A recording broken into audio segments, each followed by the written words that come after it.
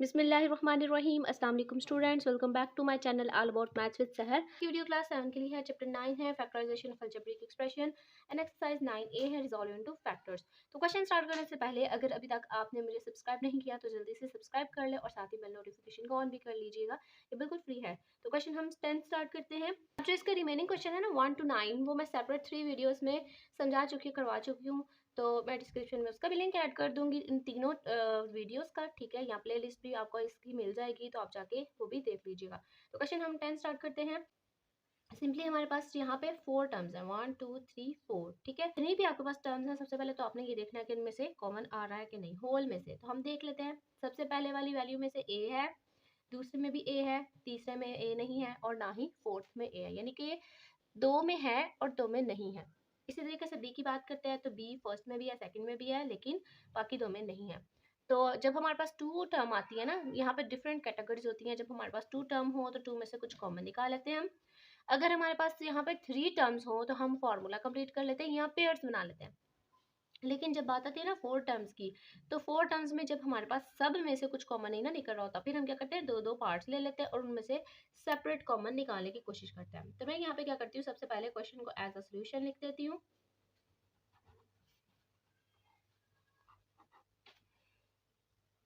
अब यहाँ पे मैं क्या करूंगी, दो दो के पेयर बनाना चाह रही हूँ ना, तो A B C minus A B को सेपरेट कर दूंगी और इस तरफ से माइनस सी प्लस 1 को, ठीक है।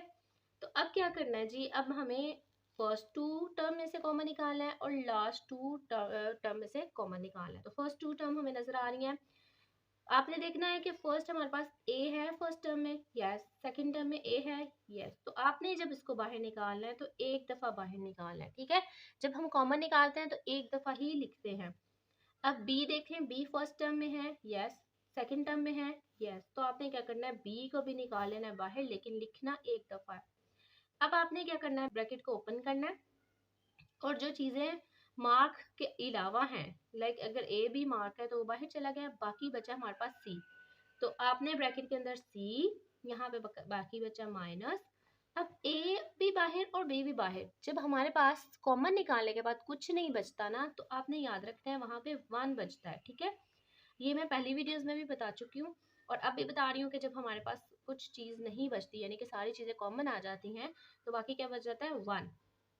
अच्छा, मैं अब इसका डिसीजन बताती हूँ। इसमें से तो वैसे ना बेसिकली निकलता कुछ भी नहीं है, लेकिन मैं आपका इसका डिसीजन बता देती हूँ इसका, कि आपने इसको किस तरीके से करना है। अब यहाँ पे है, अगर मैं इसको देखूँ c माइनस 1, यानी कि 1 के साथ माइनस है, लेकिन इधर देखूँ तो इधर c के साथ माइनस है और 1 के साथ प्लस है। अब आपने एक यहाँ पे रूल पढ़ा है, जब हमारे पास ब्रैकेट के बाहर नेगेटिव साइन हो तो हम क्या करते हैं, सारे साइन ऑपोजिट कर देते हैं, ठीक है। जब हमारे पास ब्रैकेट के बाहर माइनस हो तो हम क्या करते हैं, सारे साइन जो है वो ऑपोजिट कर देते हैं इस माइनस की वजह से। इसी तरीके से जब हम किसी वैल्यू में से माइनस को बाहर निकालते हैं, ब्रैकेट से बाहर लेके आते हैं, तो अंदर वाले सारे साइन भी ऑपोजिट हो जाते हैं, यानी कि दोनों सूरतों में ऑपोजिट हो जाते हैं। अब मैं आपको बताऊं, यहाँ पे सी भी हमारे पास मौजूद है, 1 भी मौजूद है, सिर्फ साइन का हमें मसला है, यानी कि साइन ऑपोजिट है।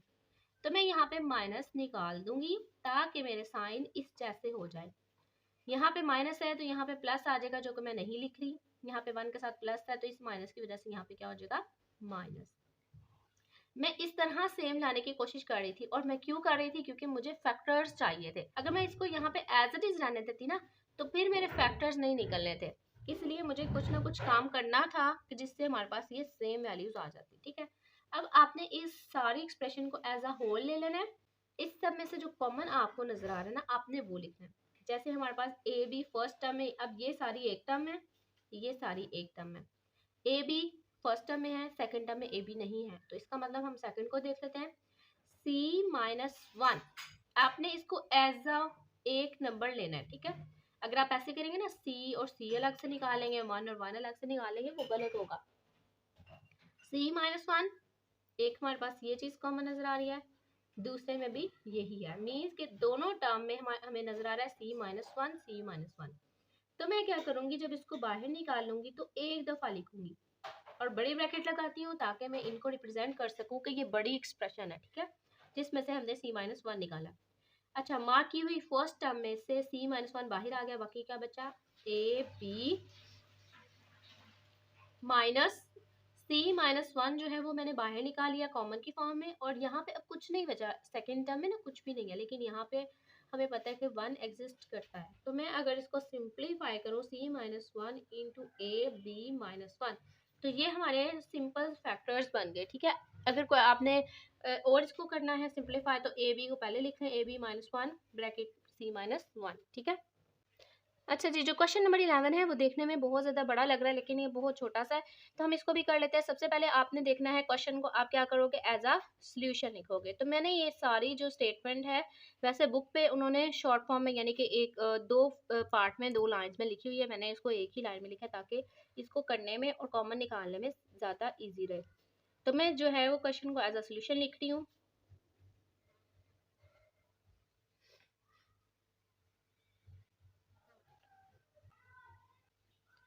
अच्छा, ये हमारे पास एज अ होल एक्सप्रेशन आ गया। तो आपने इस सारे एक्सप्रेशन में से कुछ कॉमन निकालना है।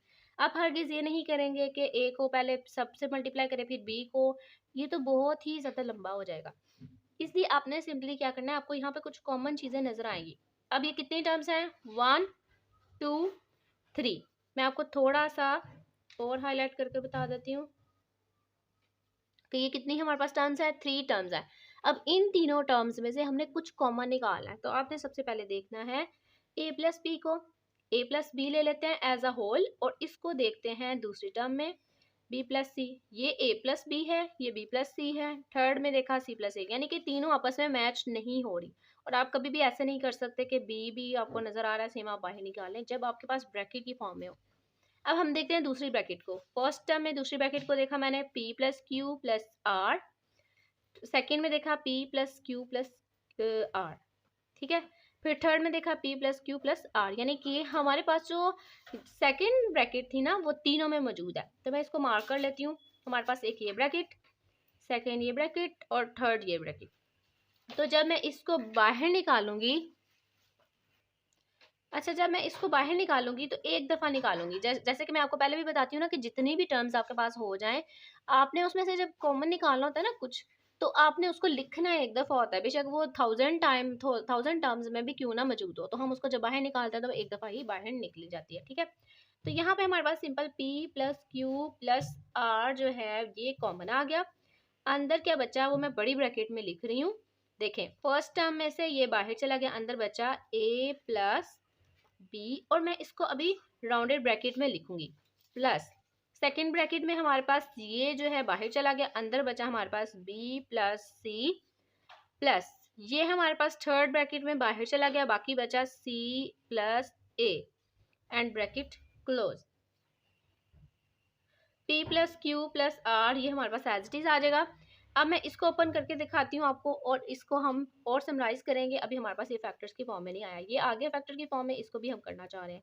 तो मैं क्या करूँगी, राउंडेड ब्रैकेट ओपन कर दूंगी, क्योंकि कोई इशू नहीं है, यहाँ पे माइनस का साइन है ही नहीं है। अगर माइनस का साइन होता तो फिर हम इसमें क्या करते, इसके साइन अपोजिट कर देते। अब यहाँ पे प्लस है तो इसलिए मैं इसको फ्री हैंड जो ओपन कर लूंगी, A plus B plus second B plus C plus A, bracket को ओपन कर लिया सारी ब्रैकेट्स को। अब हम देखेंगे कोई वेरिएबल जो सेम है उनके कोफिशिएंट को हम ऐड करेंगे। लाइक अगर हमारे पास ये ए है तो दूसरा ए इसी ब्रैकेट के अंदर आपको नजर आना चाहिए।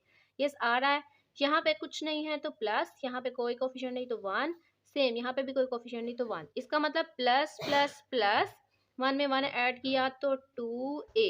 अब यहाँ पे कोफिशिएंट को जब हमने ऐड करना होता है ना, तो तब हम इनके वेरिएबल को एज इट इज रहने देते हैं, उनकी पावर को ऐड नहीं करते। ठीक है, आपने ये चीज़ याद रखनी है। वो हम सिर्फ और सिर्फ मल्टीप्लिकेशन में करते हैं। मल्टीप्लिकेशन में हम क्या करते हैं, इनकी पावर्स को ऐड कर देते हैं और इनके कोफिशिएंट को मल्टीप्लाई करते हैं। बट यहाँ पे एडिशन हो रहा है इसलिए हमने इनको ऐड कर दिया, उनके कोफिशिएंट को एज इट इज रहने दिया। इसी तरीके से बी भी आपको नजर आ रहा है, प्लस प्लस प्लस 1 में 1 ऐड किया 2b। नेक्स्ट अब सी की बात करते हैं, प्लस प्लस प्लस 1 में 1 ऐड किया प्लस 2c। ठीक है, और अगर मैं इसको राउंडेड ब्रैकेट में करूँ तो हमारे पास ये आ जाएगा 2a plus 2b plus 2c, और ये हमारे पास आंसर आ गया।